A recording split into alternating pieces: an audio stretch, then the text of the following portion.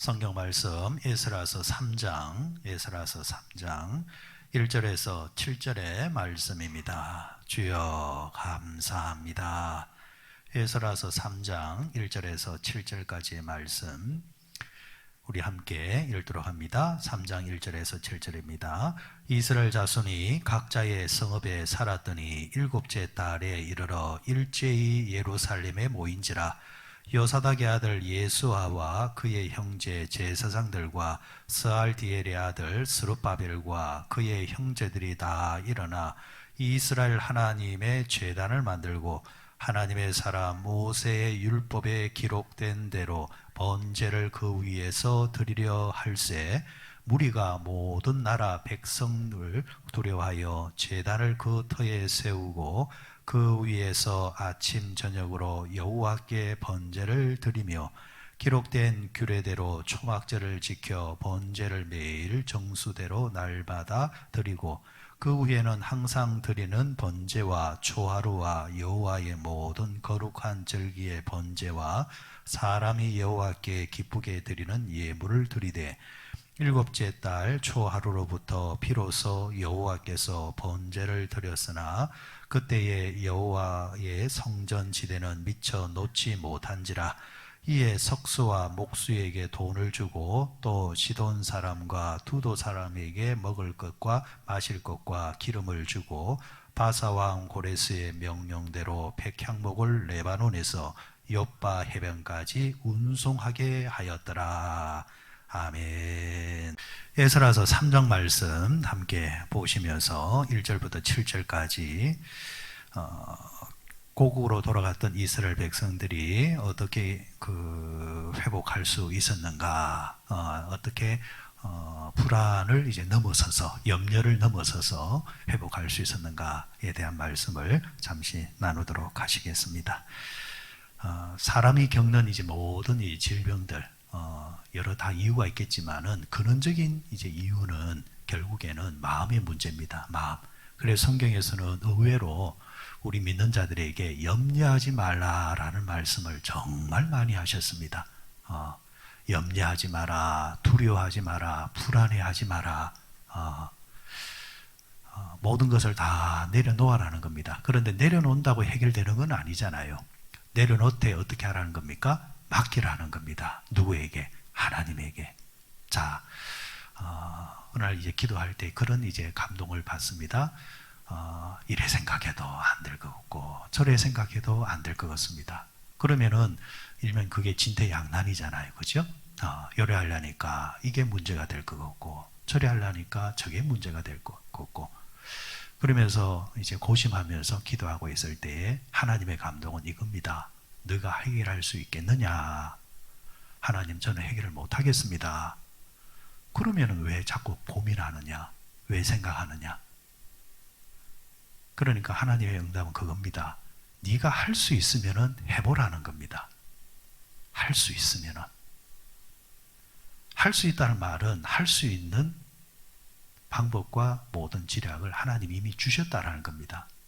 사람이 무작정 모든 걸 포기하는 건 좋은 건 아니죠. 최선을 다해야 되죠. 그런데 사람이 최선을 다해도 안 되는 영역이 있습니다. 한계죠, 한계. 그 한계를 넘어서겠다라는 것은 그거는 교만입니다. 근데 한계를 넘어서는 일에 대해서는 내가 할 수 있는 게 아무것도 없다라는 겁니다. 그러면 어떻게 해야 됩니까? 내려놓으라는 겁니다. 아니, 네가 할 수 없는데 왜 고민하느냐는 겁니다. 내려놓고 맡기라는 겁니다. 그러면 누가 하시겠다고요? 하나님이 하시겠다고. 아니, 내가 하려고 하는데 네가 자꾸 바둥바둥 한다고 하니까 하나님은 가만히 계셨다라는 겁니다. 아, 그렇구나. 내가 할 수 없는 영역이 이룰 때는 적극적으로 내려놓고 맡기는 게 그게 지혜입니다. 지혜입니다.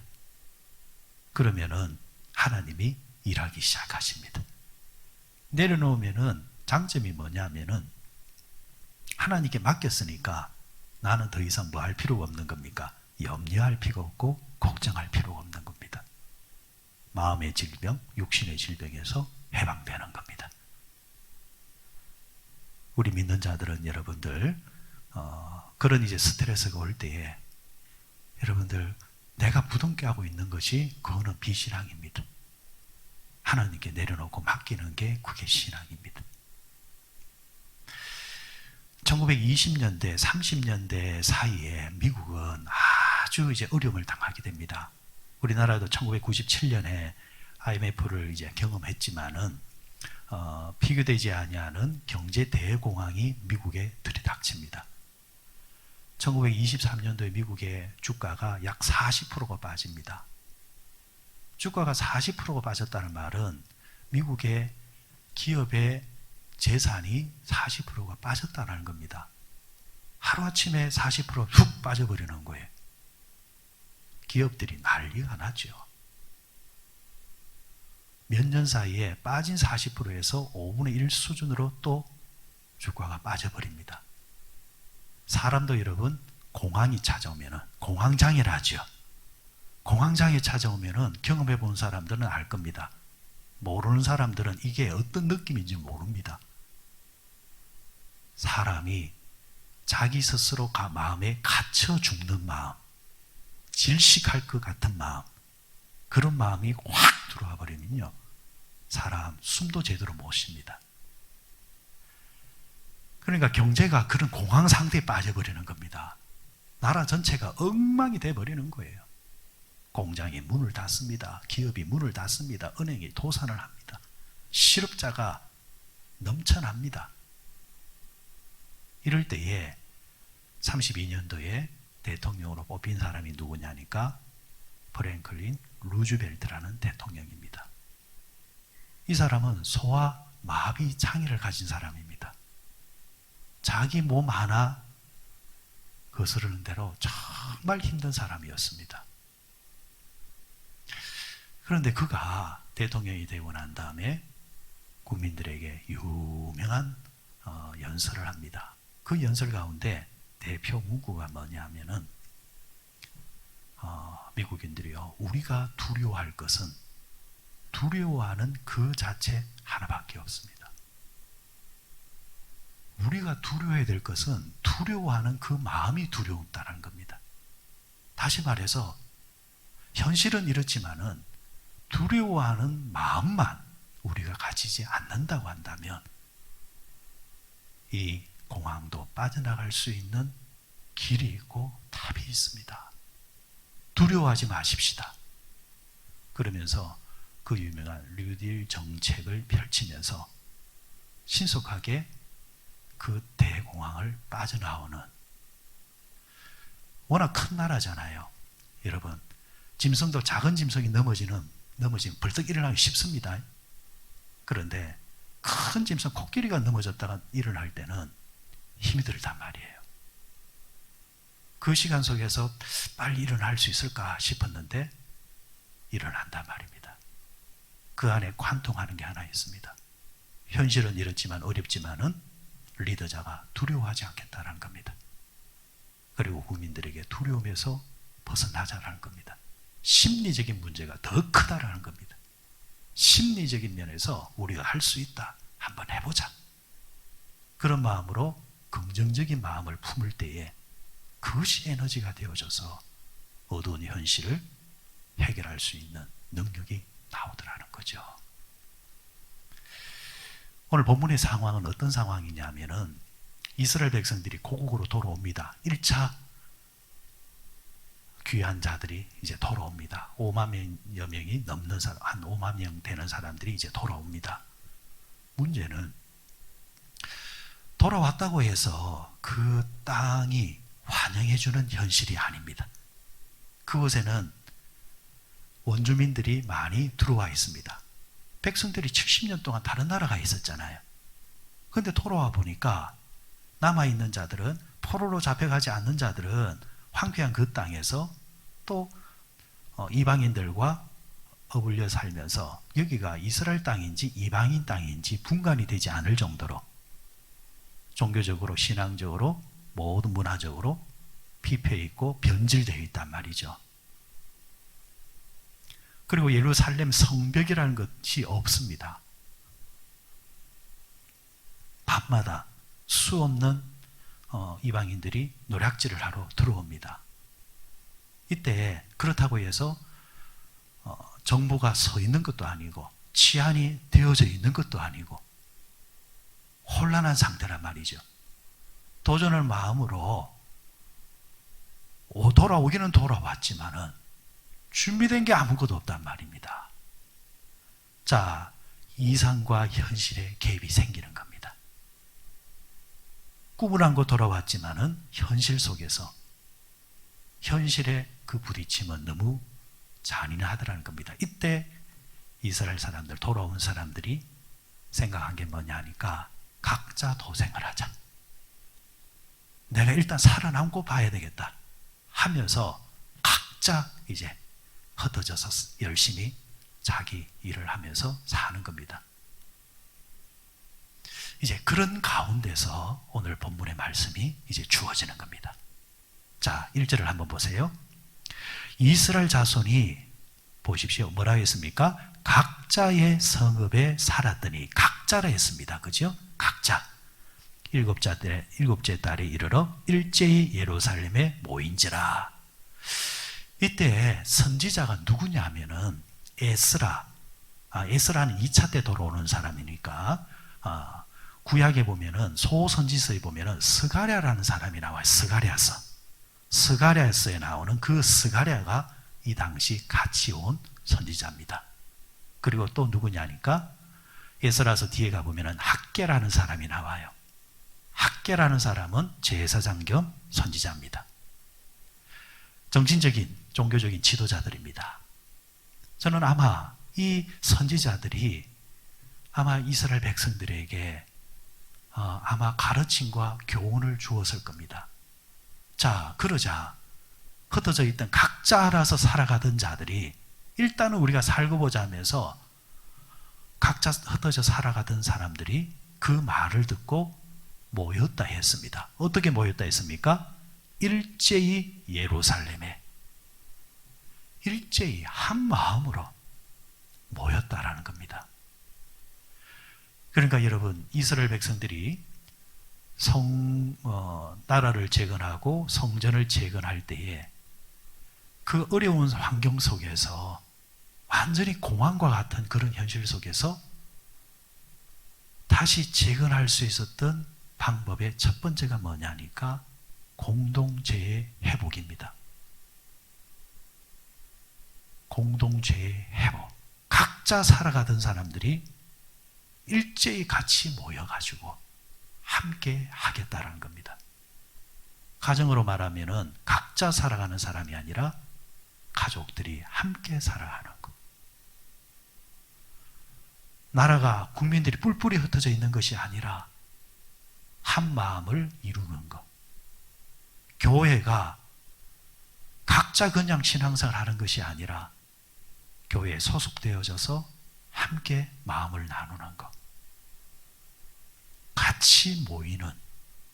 그러면 이들은 무엇을 중심으로 모인 겁니까? 각자의 마음이 아니라 하나의 마음. 그게 신앙의 위대함입니다. 저는 여러분, 세상이 하나 되게 만드는 힘은 이 방법밖에 없다고 봅니다.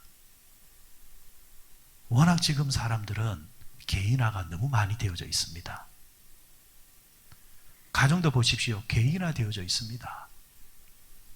바깥에 나가서 한 번씩 음식점에 보면요, 가족이 이제 한 테이블에 앉아 있어도 네 사람이 각자 핸드폰 들고 있습니다. 이거 보고 일하고 있습니다.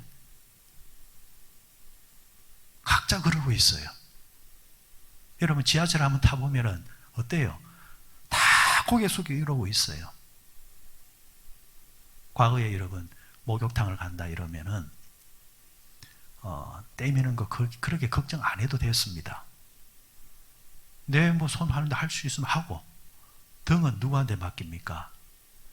옆에 아저씨한테 가가 등 밀어드릴까요?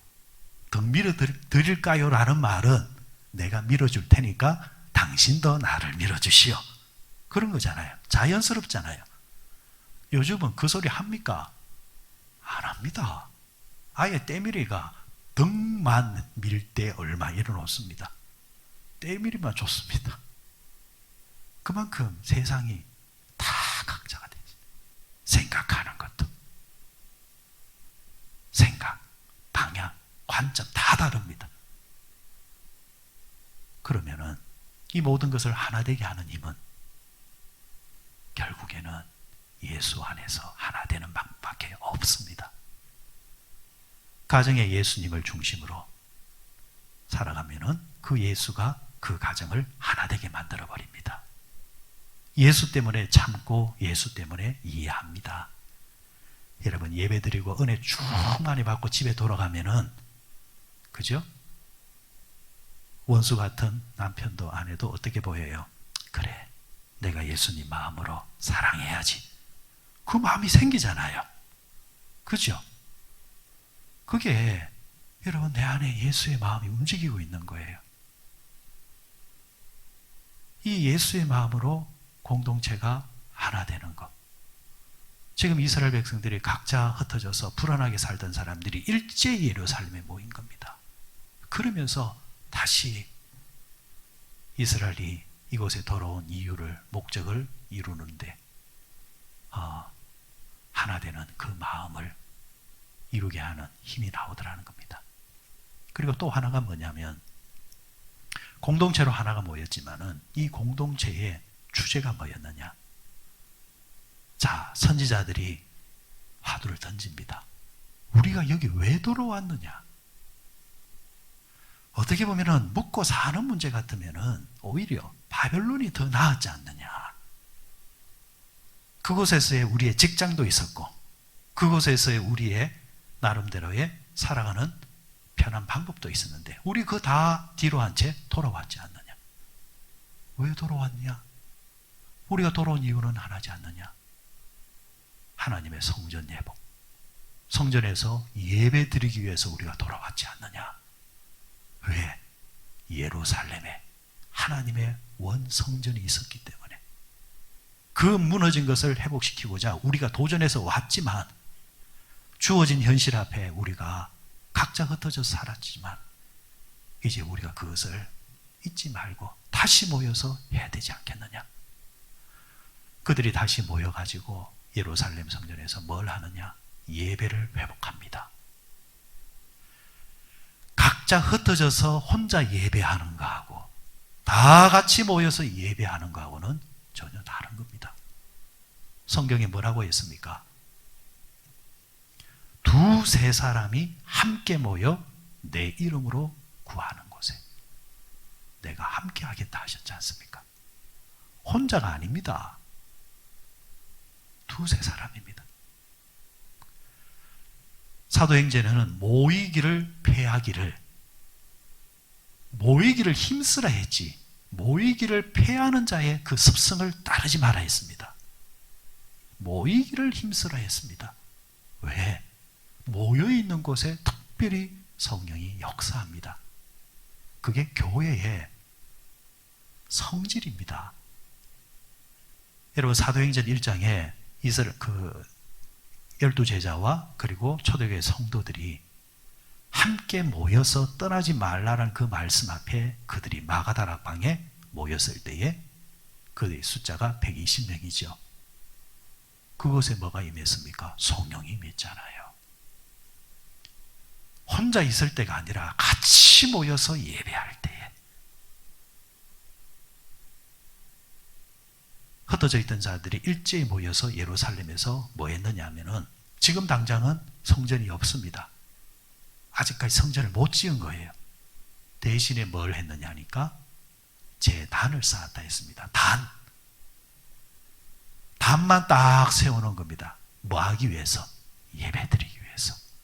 제사라도 드려야 되겠다라는 겁니다.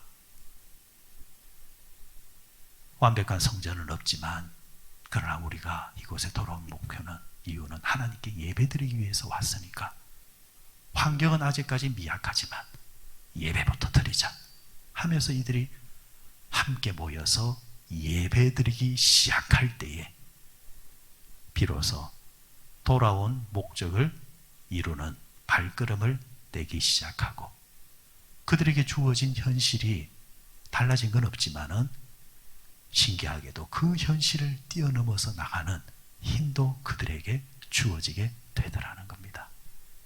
그렇게 발을 디디면 그 뒤는 하나님이 책임져 주십니다. 여러분, 우리 신앙생활 할 때에 회복해야 되는 것, 여러분, 교회 공동체 그리고 예배 공동체, 이 부분만 잘 회복하면은 다른 부분은 하나님이 채워주십니다. 걱정할 필요가 없습니다. 교회가 모이지 않고 교회가 예배 드리지 않느냐니까 악순환이 계속되는 것이지, 두려움과 염려는 하나님께 맡겨드리고 예배를 회복하면 그 예배를 받으시는 하나님이 다 책임져 주십니다. 이것이 우리의 고백이요, 이것이 우리의 신앙이요, 간증입니다. 오늘 기도하면서 하나님, 나의 예배가 회복되게 하시고 우리 가정의 예배가 회복되게 하시고, 하나님 우리 공동체의 예배가 회복되게 하시고 이 나라의 예배가 회복되게 해 주옵소서 기도하십시다. 그럴 때에 그 회복은 나와 우리와 이 나라를 하나 되게 만들고 이 나라를 세워나가는 하나님의 역사의 손길로 이끌어내는 위대한 힘이 될 겁니다. 그 은혜가 우리 모두에게 있으시길 바랍니다.